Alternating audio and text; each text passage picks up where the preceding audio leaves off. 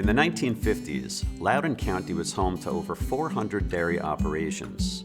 Now, 70 years later, there are only 2 in operation. My name is Rich Plaskin, and I'm here at Locksley Farmstead Cheese Company in Middleburg, Virginia.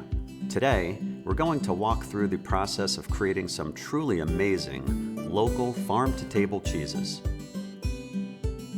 We'll start by meeting Aaron Sacchi, their cheesemaker.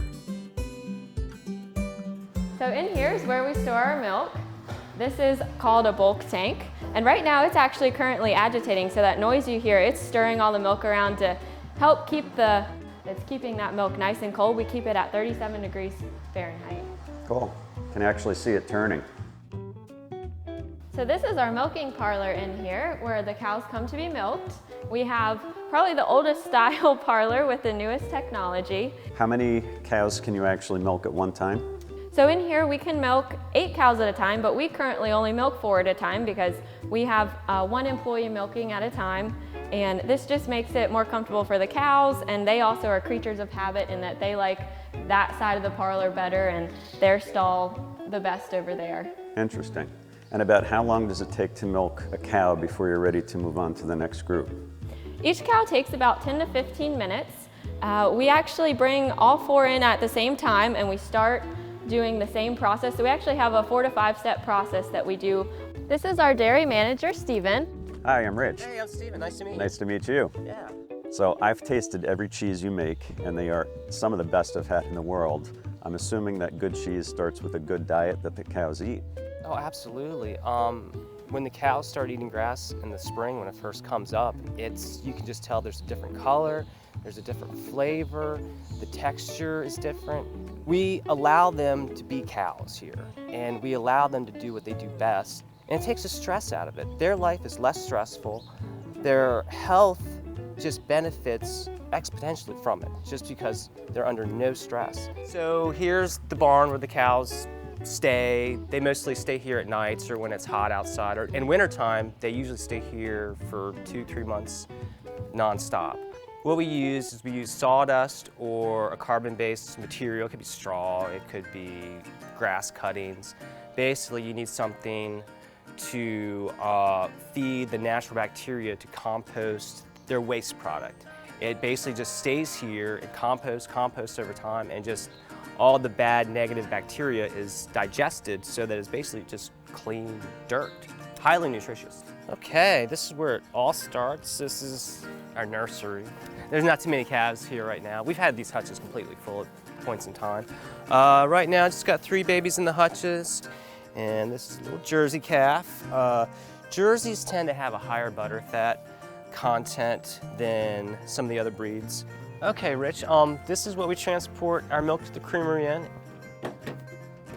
There's a hose inside the milk room that we can run directly from the tank into a pump, which pumps the milk directly into the tote. After we leave the milking parlor, we travel just across the property to deliver the fresh milk directly to the creamery where the cheese is made. And it's a gravity flow, so it should all come down here in a second. There we go. Now we are in business. So the cheese starts out as liquid milk, and then it goes through pasteurization. And then from there, we add different cultures and molds and flavor additives. And right here, we have cheese in what state? So in this stage, this cheese in front of us is Gouda, and it's actually ready to go in the brine here in just a little bit, and it'll stay there for 3 days before it finds its home in our aging rooms. Out of curiosity, cheeses all taste very different from each other, and some of them have different flavor profiles and textures and whatnot. So what exactly in the process changes? What happens to get cheeses to taste different? Well, there are several variables that happen in the process, from the cultures we add to even the process itself. Like for our cheddar, for example, right here, our cheddar has a sharp and a sweet note to it. So we have added things that will help bring out a sweet note, but also really bring out that sharp note that you want to see in an aged cheddar. And then over here, we have our Manchego, which has a natural mold rind on it. And this we've actually added to the cheese to be able to develop later on. So it doesn't come out with a mold rind. We actually flip this over each week and we hand rub the mold off, which actually promotes mold growth all over it. So, in your opinion, what makes the best tasting cheese? That's a great question. I go back to the cows. I mean, you've got to have high quality milk and milk that is just quality from the beginning, but then I would like to think that we've put a lot of heart into this and hard work, and I really believe it starts with the cow, and it's really easy after that. All we have to do is put in the hard work. So it's very similar to great wine, right? In order to make Absolutely. great wine, you have to start with great grapes first. There are so many similarities between cheese and wine, and it is a wonder that they're a dynamic duo. And just like great wine has to age, so does great cheese. So Rich, how'd it go today? Jenny, it was an amazing day.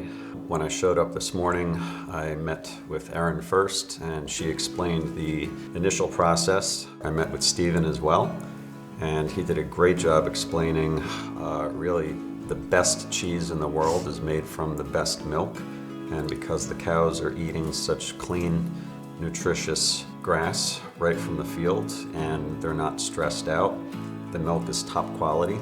Erin then takes the top quality milk and she's making, I believe, some of the world's best cheeses. And I've tasted cheese all over the world, and it's just amazing. That's excellent, excellent. We are really proud of the cheeses that we're making. And I think it's commensurate with the quality of our other value-added farm products here, our wines from Chrysalis Vineyards and our breads and flatbreads from Little River Bakehouse. Erin and Jenny, I just want to thank both of you for hosting me today. It was a wonderful escape, and most importantly, it was delicious. Well, here's to great cheese. Cheers. To purchase any of these phenomenal artisan cheeses, visit their website or stop by Locksley Farmstead Cheese Company at the Ag District in Middleburg, Virginia.